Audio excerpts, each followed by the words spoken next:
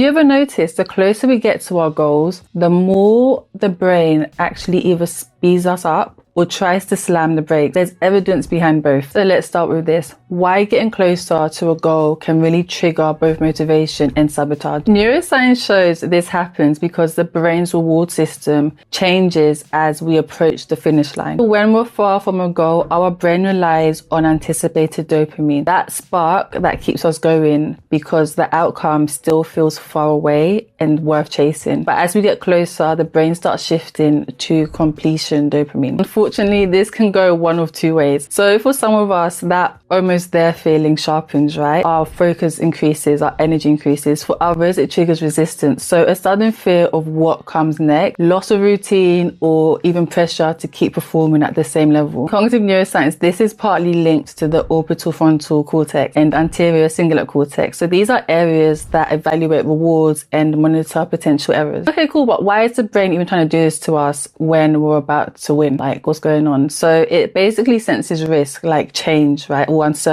or potential failure after success. So it can unconsciously hit the brakes when we don't need it to. So that's why we might procrastinate right before handing in a project, or delay sending the application, or forget the last workout in a training plan we made for ourselves like 2 months ago. Let me unpack with a real life example. So imagine training for months, right, for a 10K race, and at mile 9 your energy should be peaking. But for some, this is where thoughts creep in, like, hold on, what if I crash out now? Or once this is over, I'll have nothing to aim for. That mental noise can really slow down the pace, right? Even when the body is capable of completing that 10K race. He is really noticing when resistance is just the brain trying to keep us in a familiar state. By naming it, we take away some of its power and can push through to the finish with intention. And that's pretty much how we can turn intention into reality. Another reason why sabotage happens is because the brain's comfort zone's bias. So many people don't realize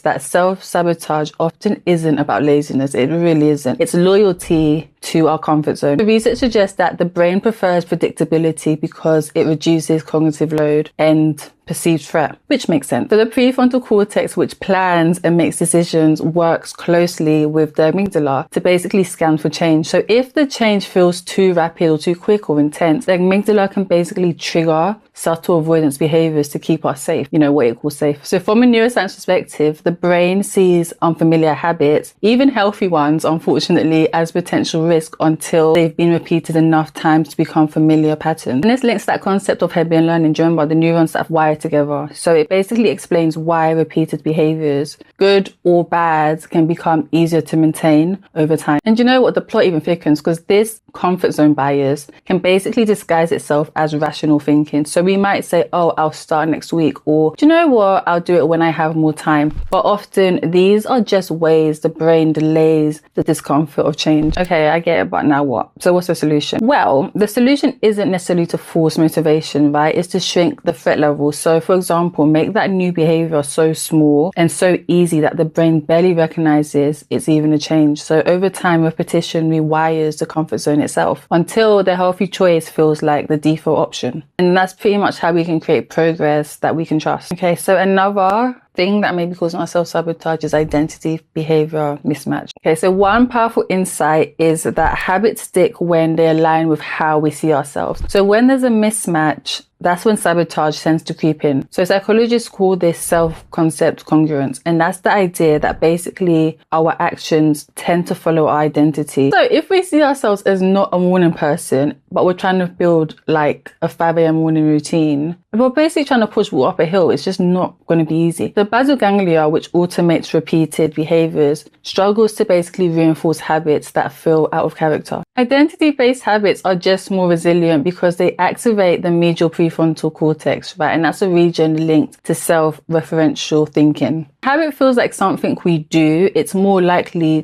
to survive stress, our tiredness, or even our distraction. So someone who identifies as an active person, right, doesn't need to necessarily negotiate with themselves every single time they plan to work out or they plan to go for a walk. It's just part of their identity. In comparison, if we see their behavior as something like temporary or forced, our brain finds more reasons just to skip it. So the shift comes from flipping the focus. So instead of, hold on, I'm trying to work out, it becomes, I'm the type of person who works out daily. Instead of, oh, I'm eating healthy today, it becomes, oh, actually, no, I'm someone who just eats healthy. I really care about my body. So small identity shifts can really just stack up and behaviors start to follow without constant willpower. That's the kind of change that doesn't just add up, it multiplies. So it might surprise you to learn that the fear of success can be just as powerful as the fear of failure. Psychologists have actually found that achieving a big goal can trigger anxiety about the changes it might bring. This is linked to the brain's prediction systems. So mainly the anterior cingulate cortex and the insula, which basically process uncertainty. So if success could mean more pressure, makes sense, high expectations or loss of privacy, the brain may perceive it as risky. Here's the twist. Success isn't just an outcome, it's a transition or a form of transition. And all transitions, even positive ones, require the brain to leave behind familiar routines. That shift can pretty much cause the same stress response as a setback. Imagine someone finally reaching their target weight, right, after months of consistent effort. Amazing. Instead of feeling free, they might feel pressure to keep it off like forever. So the brain starts linking the achievement with future stress, which can quietly nudge behavior back towards the old baseline. Firm believer in that faith can actually help soften these risks. So many people find reassurance in the idea that our identity isn't defined by achievements alone, but by something bigger and more secure. So a simple prayer like, you know what, help me, Lord, to steward this well without fear, can really anchor the mind in peace. So when success feels safe, the brain just stops trying to self-sabotage as a protective measure and instead actually just supports the new reality. And this is where intention turns into transformation. Let's talk about the willpower ego depletion myth. So studies have found that the idea of willpower as a finite fuel isn't as fixed as once believed. It just isn't. So while early research basically suggested that self-control wears out like a muscle, newer evidence actually shows that our beliefs about willpower directly shape how much we can sustain it.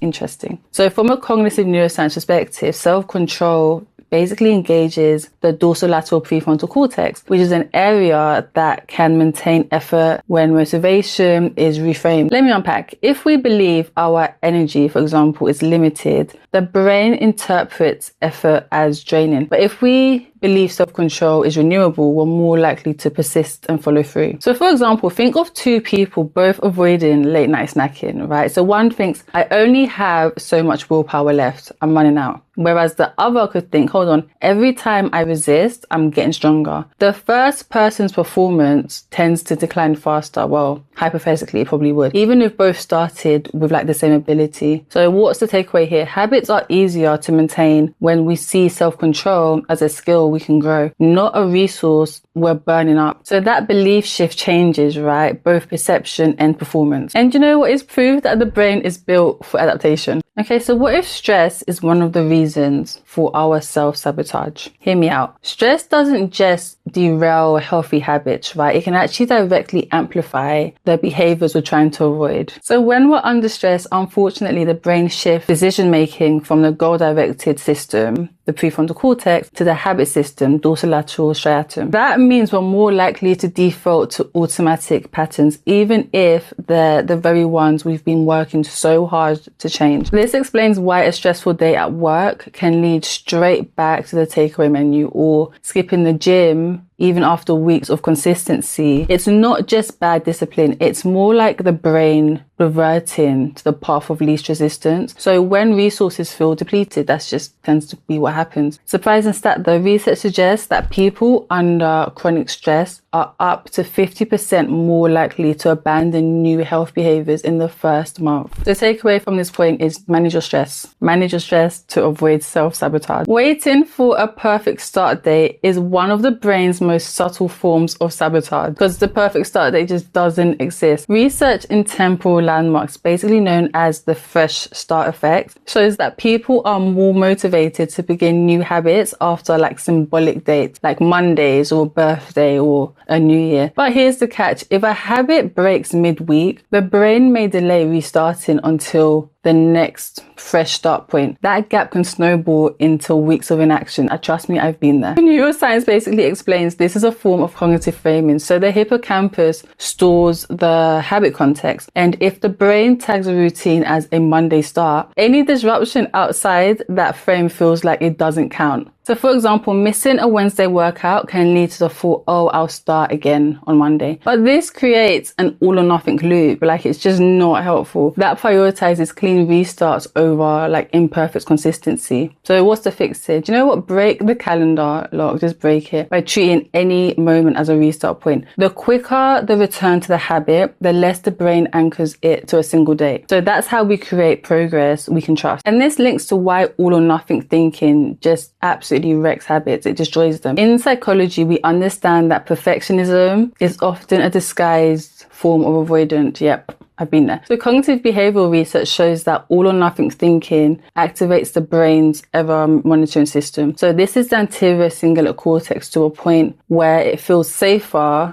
to quit entirely than to just continue imperfectly. I remember when I was doing my swimming lessons, right? And I would try and then I would just stop halfway. I think my brother made a good point. He said, just get to the end, whether you get there messy or not, just get to the end. From a neuroscience angle, this is basically tied to prediction error processing. So if reality doesn't match the brain's idealized image of the habit, so me swimming to the end, the mismatch can basically create a discomfort loop. So the brain then looks for a way to escape. So that's me standing up saying I'm finished, often by abandoning the goal altogether. So if someone plans to eat perfectly clean for a month and has one slice of cake, all or nothing thinking can flip the brain into, oh, I've ruined it. Oh, it's awful, isn't it? And then it just leads to more poor choices. So the only thing we can really do here is just shift from perfection. So this means aiming for maybe higher consistency, but allowing flexibility without framing it as failure. So from a neural perspective, this keeps the habit loop intact and basically prevents the reward system from associating small slip-ups with quitting. And this final point is the identity shift that makes habits last. So this principle goes